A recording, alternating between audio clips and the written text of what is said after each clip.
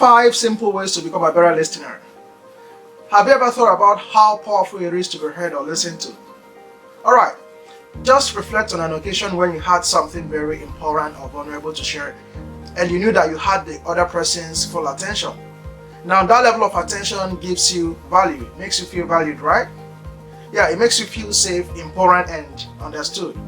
So it means that being listened to or being heard validates you. Now on the flip side, if you have something important to share and you didn't get that level of attention, probably because the other person was distracted or not interested, so you feel ignored or even diminished. So it means that good listening skills improves your relationships with other people. So that's why today I'll be telling you 5 simple ways to become a good listener. So I made them very simple because the more simple they are, the more easily you can apply them. But if they are complex, then it becomes difficult. Don't go anywhere. My name is Chike. Stick a massive like on this video. I'll be back in a bit.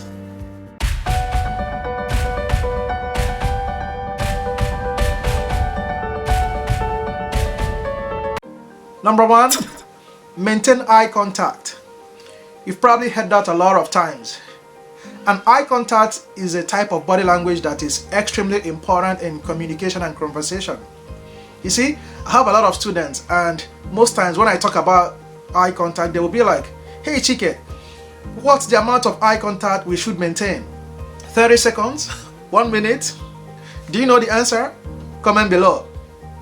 Now one day one of my students came to me and he was like, hey Chike, you talked about eye contact today. Does it mean we should look at the person straight in the eyes when the person is talking to us?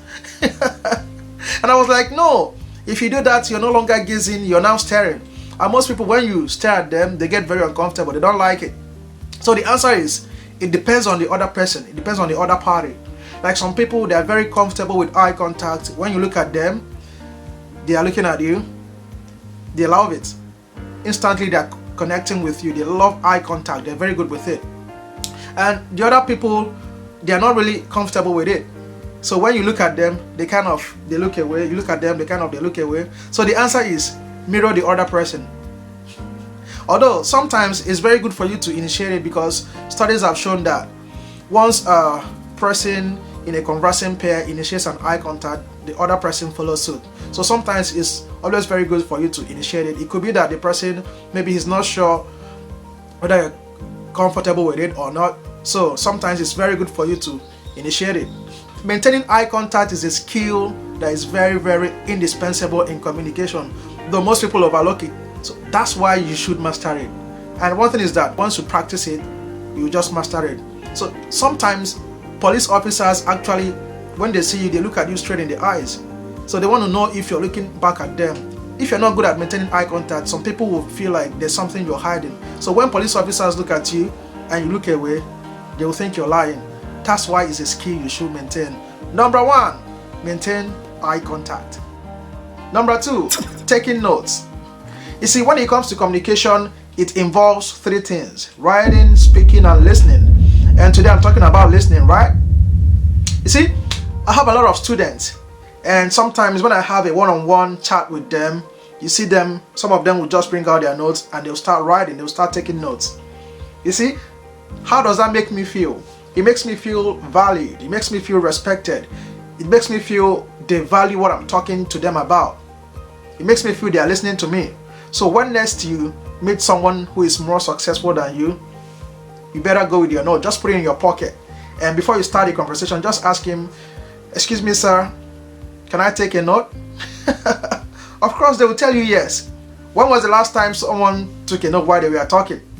So you know what happens? When you do that, they will open up, they will feel valued, they will feel respected, and they will feel that this guy is actually listening to me, he wants to learn. So they will open up more and tell you everything you want to know.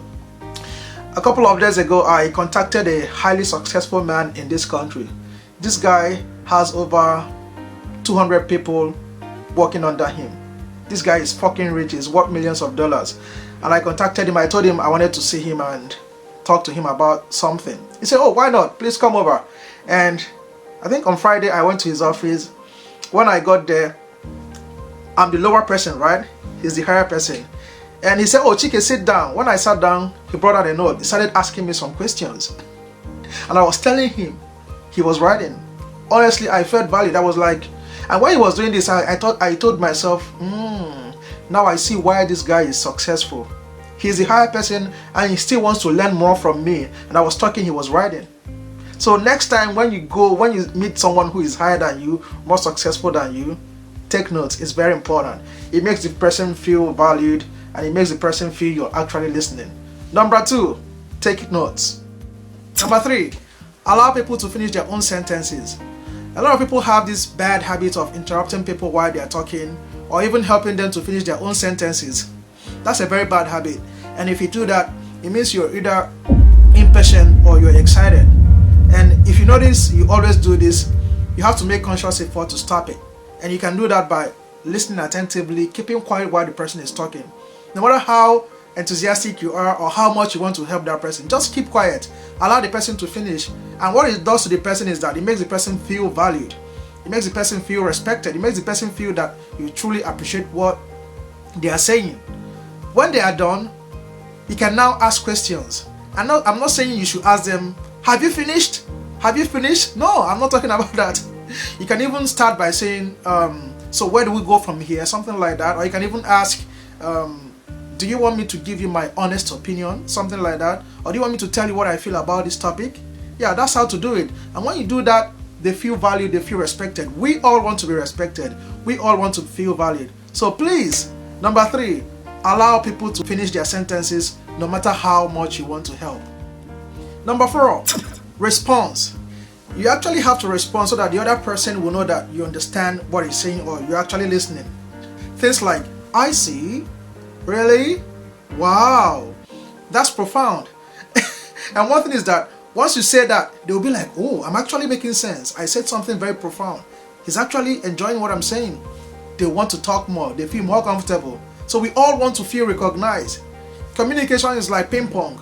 Like it goes back and forth, like, oh, I see. Yes, really? So what happened afterwards? What did you do then? Wow, that's great. That's profound. Then one good thing, another good one is, I wish I could do what you're doing. And they'll be like, no, yes, you can actually do it. Come on, let me tell you. They want to tell you everything. They want to tell you all the secrets. They'll be like, this is how to do it. 12 tips on how to go about it. I see, really? So when you respond, body language matters a lot. You don't look at your watch and be like, I see. Eye contact and body language matters a lot. So when you respond to what the other person is saying, they actually feel you're listening to them, and it makes the conversation going, keeps the conversation going. So number 4, respond. Number 5, ask questions instead of trying to mind read. You see, mind reading could be a very difficult thing to do. It is very difficult to read someone's mind. Like when you're having a conversation with someone and the person says something, don't just assume. Don't assume you know why the person said that thing. If you don't really know, it's better you ask questions, because if you assume, it's likely you will assume the wrong thing. It's better you ask open-ended questions. Questions like, how does it make you feel? What can I do to help? What do you want me to do to help you? Where do we go from here? Something like that. Do you know why you have to ask open-ended questions? Because you don't need a yes or a no. You need a question that the answer will lead to another topic so that you keep on talking. It helps conversation a lot. And one thing about asking questions is that it makes you open to being wrong. So when you're asking questions, the other person knows that you're not actually rigid with your opinion, that you're actually willing to change what you already know or what you already believe. So that's it. So before I go, I want you to ask yourself these questions. Do you actually practice these 5 tips? Or how many people are doing all these 5 things? One thing about being successful is that if you have to be successful, you have to have great communication skills. Like you have to have great listening skills. That's it. So thank you very much, guys, for watching. I hope you really enjoyed this content. If you have any questions, please put it in the comment section. If you have any comment, drop it there. If you want to reach out to me personally, you can get me on Instagram, chike_uduma, or send me a mail, talktokes@yahoo.com. I will reply you. Thank you very much, guys. Subscribe if you're new. Share this video. Stick a massive like on this video. and just know that I love you all. God bless you. See you at the top.